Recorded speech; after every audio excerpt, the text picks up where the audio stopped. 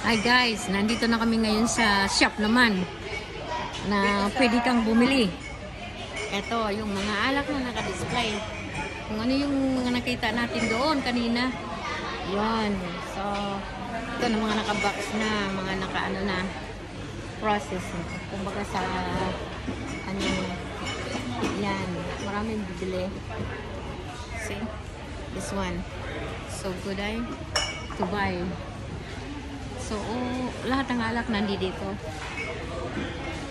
Mula sa fruit and sugar cane. So, yung sugar cane ay pala gawaan ng alak, ng rum. So, Bundaberg rum. So, kung nakikita niyo yung Australian rum, dito pala ginagawa. At ito yung parang pinaka-factory na niyang shop.